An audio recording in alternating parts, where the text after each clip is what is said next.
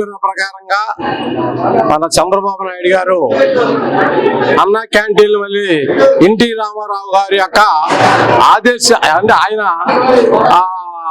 ఆశ నెరవేర్చారన్నమాట. ఎందుకంటే మానవునికి కావాల్సింది డబ్బు కాదు, మనిషికి తృప్తి పడాలంటే ఏంటి ఎంత ఇచ్చినా తృప్తి లేదు.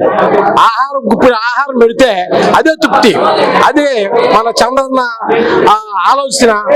ఎందుకంటే ఆలోచన నెరవేర్చి చాలా సంతోషము. ఎందుకంటే ఎక్కడో ఏదో నుంచి వచ్చా, నేను కావాలని వచ్చి తిన్నాను, బ్రహ్మాండంగా ఉన్నాయి, రుచికరంగా ఉంది, బ్రహ్మాండంగా ఉన్నాయి.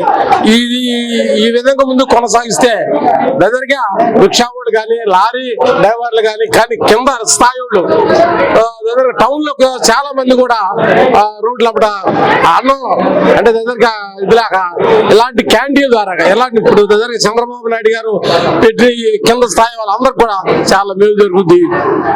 చాలా చాలా సంతోషకరం అన్నమాట. ఎందుకంటే మరి నిజం ఈ 5 సంవత్సరాలు జనం ఎంత ఇబ్బంది పడ్డారంటే ఆ కూతి కాదు, సామాన్యమైన విషయం చెప్పుకుంటానికి కూడా దగ్గరగా లారీ డ్రైవర్లు లారీలు అమ్ముకున్నారు, అన్ని బజార్లు పడ్డ చనిపోయి ఆహారం లేక కనుక రిక్షా వాళ్ళు ఉన్నారు, లేదా ఆటో డ్రైవర్లు ఉన్నారు.